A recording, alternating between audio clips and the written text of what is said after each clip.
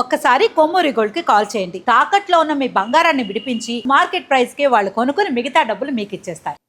Hi, welcome to మనం TV. మనం TV ఉన్నది మన కోసం. నేను మీ జర్నలిస్ట్ మనోజ్. సో ఈ రోజుల్లో sugar mummy, sugar daddy, sugar baby ఈ కల్చర్ విపరీతంగా పెరిగిపోతుంది.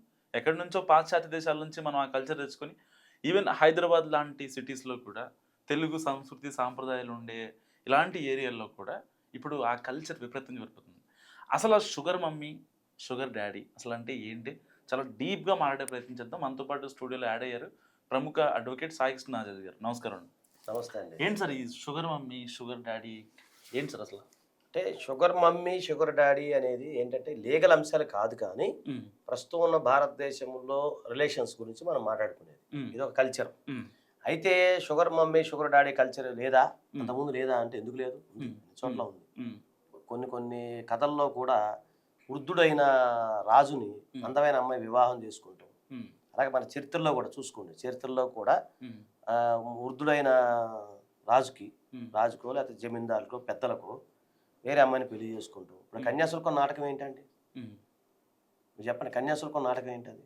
అంతే కదా. అక్కడ ఆ రోజుల్లో ఆసాములు భూసాములు 100 ఎకరాలు ఉన్న వృద్ధుడికి ఒక చిన్న మహిళనిచ్చి కట్టబెట్టేవాడు, అంతే కదా. అప్పుడు ఏం చేసేవాడు, ఇతను ఆ మహిళ పేరుని కొంత అమౌంట్ పెట్టేవాడు. అవునా? అది కొత్తగా ఎక్కడ ఉంది? కాకపోతే ఇప్పుడు ఏదో ఇంటర్నెట్ యుగం కాబట్టి, ఫాస్ట్ యుగం కాబట్టి, జనరల్గా ఇప్పుడు సమాజంలో ఏదో మీరు అన్నట్టు సోషల్ మీడియా ప్రభావం వల్ల షుగర్ మమ్మీ, షుగర్ డాడీ అని చెప్తా ఉన్నారు. మన రోజుల్లో అవన్నీ ఎందుకు లేవండి, అవన్నీ ఉన్నాయి కదా. ఏంటి? సో నేను ఏమంటున్నాను కానీ అంటే మరి అంటే చాప కింద నీరులా వెళ్తే కానీ డైరెక్ట్గా అందరూ తెలిసిలాగంటే మన అదేనండి. పూర్వం రోజుల్లో కూడా అదే, నేను కాదంటే పూర్వం రోజుల్లో కన్యాశుల్కం నాటకం గురజారావు అప్పారావు గారు రచించిన నాటకం అదే కదా. దాంట్లో అదే కదా, వృద్ధులైన పెద్ద విధవరాలు ఎవరైతే చిన్న ఉండేది, అట్లా ఆ సంఘటన చేసిన నాటకమే కదా. సో అలాంటి నేను అనట్లేదు, మన చరిత్ర సంస్కృతి గొప్పది, కానీ ఈ కల్చర్ ఇప్పుడుది కాదు, ఎప్పటి నుంచో ఉంది, తరతరాల నుంచి ఉందని చెప్పడం నా ఉద్దేశం. అంటే ఇందులో ఎవరిని కించపరచడం అనేది కాదు, ఓకేనా. సరే, ఇప్పుడు మన ప్రధానంగా ఇప్పుడు మీరు చెప్పిన స్పెషల్ పదం షుగర్ డాడీ, షుగర్ మమ్మీ ఏదో చెప్తూ ఉన్నారు. దీంట్లో ఏంటంటే ఇప్పుడు ఈ మధ్య కాలంలో ఏంటంటే మళ్ళీ చెప్తున్నారు, కార్ల్ మార్క్స్ అన్నట్టుగానే మానవ సంబంధాలన్నీ ఆర్థిక సంబంధాలే. మీరు అవునన్నా కాదన్నా ఏంటి? So all human relations are economical relations only. అది అవునన్నా కాదన్నా వాస్తవం. సో ఇందులో కూడా ఏం లేదండి, నీకేంటి నాకేంటి. సినిమాలో హీరో గారు అంటారు కదా, నీకేంటి నాకేంటి. అంటే వీళ్ళకి కావాల్సింది ఏంటి? ఆర్థిక సంబంధమైన అవసరాలు. ఒక మహిళ కానీ ఒక పురుషుడు కానీ కొత్తగా మన కొత్త జీవితంలోకి అడుగుపెట్టారు, ఒక యవ్వనంలోకి అడుగుపెట్టారు.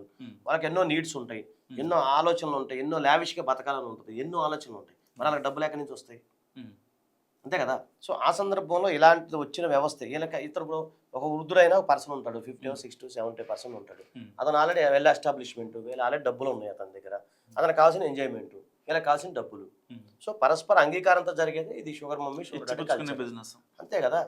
ఇలా కావాల్సిన ఆ పర్సనల్ నీడ్స్ ఏమి ఉంటాయి, XYZ నీడ్స్ ఉంటాయి. వీళ్ళకి కావాల్సింది అమౌంట్. ఇప్పుడు వీళ్ళకి అవసరం ఏంటి? ఒకటే ఆర్థిక పరమైన బలంగా ఉండాలి, మంచి బట్టలు కొనుక్కోవాలి, మంచి ఐఫోన్ కొనుక్కోవాలి, మంచి నగలు కొనుక్కోవాలి, మెయింటైన్ చేసుకోవాలి అనేది వీళ్ళ ఆలోచన, ఓకేనా. సో వీళ్ళ ఆలోచన అంటే ఎలాగో డబ్బు ఉంది, ఏం చేసుకుంటాడు ఆయన. సో అలాంటి సమయంలో మనకు ఒక ఎంజాయ్మెంట్ కావాలి. ఈవెన్ ఇందులో అమ్మాయిలు ఉంటారు, అబ్బాయిలు ఉంటారు.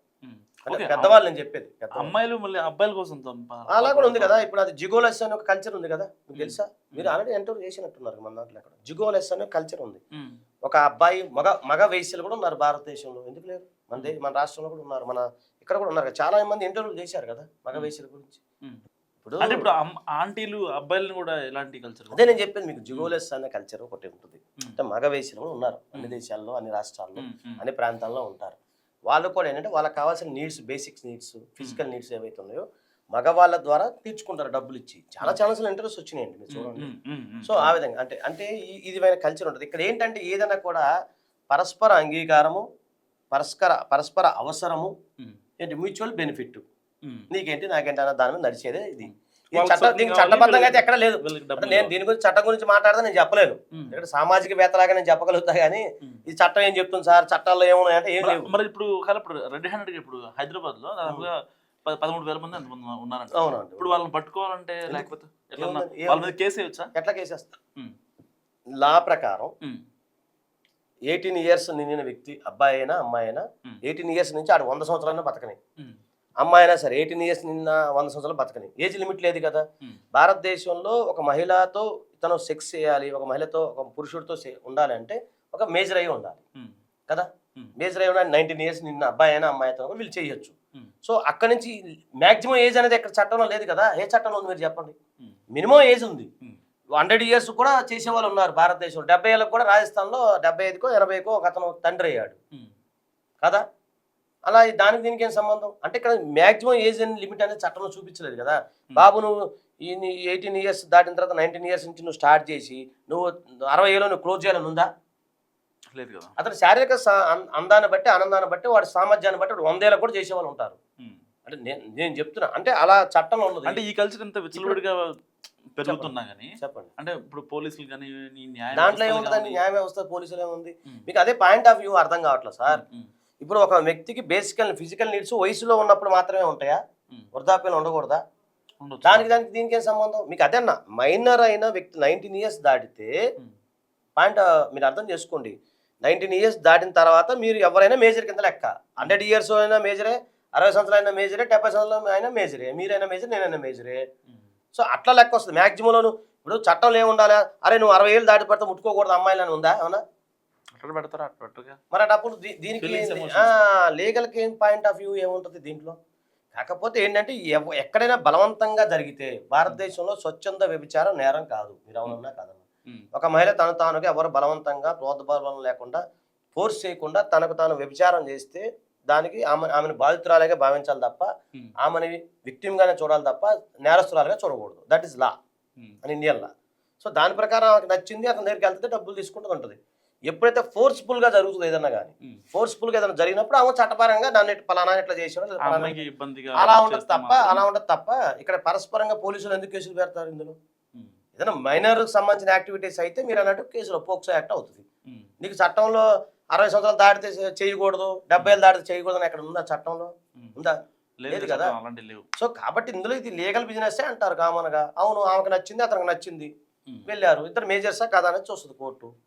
ఓయే రూమ్ లో 60 సంవత్సరాల ముసలాయన 20 సంవత్సరాల అమ్మాయి దొరికింది అనుకోండి, అక్కడ వాళ్ళిద్దరు మేజర్ గానే పరిగణిస్తారు తప్ప అరే నువ్వు 60 ఏళ్ళు 20 ఏళ్ళ అమ్మాయితో ఉండకూడదని ఉందా చట్టంలో ఏమన్నా? ఇప్పుడు ఏ పోలీస్ వ్యవస్థ అయినా న్యాయ వ్యవస్థ అయినా చట్టపరంగానే వెళ్తుంది కదా సార్. ఇక్కడ చట్టంలో లేదు కదా. ఈ షుగర్ డాడీ కల్చర్ అనేది చట్టంలో ఇంతవరకు ఎవరు మన ఎలా దానికి సంబంధించిన యాక్టులు లేవు, దానికి సంబంధించిన చట్టాలు లేవు, దానికి సంబంధించిన వేరే ఏమి లేవు. మ్యూచువల్ అండర్స్టాండింగ్ మ్యూచువల్ బెనిఫిట్ మీద వెళ్ళేది కదా. ఇప్పుడు మనం దీన్ని sugar daddy sugar mummy, sugar daddy కదా బెల్లం డాడీ బెల్లం మమ్మీ అని పెట్టుకోవచ్చు, అది మన ఇష్టం. దానికి ఏముందయా షుగర్ అనే ఉంది, జాగరీ మమ్మీ జాగరీ డాడీని పెట్టుకోకూడదా? దానికి ఏముంది, మనం పిలుచుకునే పేరు అది. అయితే ఏంటంటే షుగర్ మమ్మీ షుగర్ డాడీ అంటే వాళ్ళు షుగర్ ఉంటుందేమో బీపీ షుగర్ ఉంటుంది అట్లా పెట్టాను పేరు. అలా ఏముంటుంది కదా, అలా కాదు. ఏదంటే పరస్పర అంగీకారంతో నడిచింది. దీనికి ఏం చట్టపరంగా యూత్ కి దీన్ని మీరు ప్రిఫర్ చేస్తారా వద్దంటారా? ఒక సోషల్ యాక్టివిటీ నేను ఎట్లా చెప్తానండి, ఎవరి ఇష్టం. అంటే ఇప్పుడు దాని గురించి అంత క్లియర్ గా చెప్పారు. ఇప్పుడు చూసిన వాళ్ళకి మీరు నేనేం చెప్తా, షుగర్ మమ్మీగా షుగర్ డాడీగా మారమని చెప్తారా? లేకపోతే నోనే చెప్తా నేను. మన కల్చర్ వేరు, మన సంస్కృతి వేరు, మన సాంప్రదాయం వేరు, నాగరికత వేరు. మీరు కష్టపడి డబ్బు సంపాదించుకోండి, వెళ్ళండి. అక్రమ మార్గంలో వెళ్తే చాలా ఇబ్బందులు ఉంటాయి. అంతే కదా. అమ్మాయి అంకుల్ ఏ విషయమైనా సరే, ఏ విషయమైనా మన టైం బాగాలేనప్పుడు ఏముంటది, పై పంచ పామాయి కలిసిద్ది. ఎందుకు మనకెందుకు, నేను నోనే చెప్తా. కష్టపడి మేము అందరం డెవలప్ కాదు. నువ్వు కాలేదా? ఒక ఊరు నుంచి పల్లెటూరు నుంచి వచ్చి, నేను ఒక పల్లెటూరు నుంచి వచ్చి నేను డెవలప్ కాలేదా?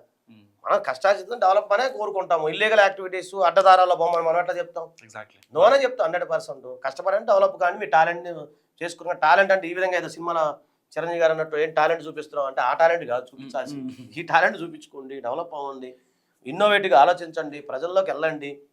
ఎన్నో అవకాశాలను మా చిన్నప్పుడు మాకు అలాంటి అవకాశాలు లేవు.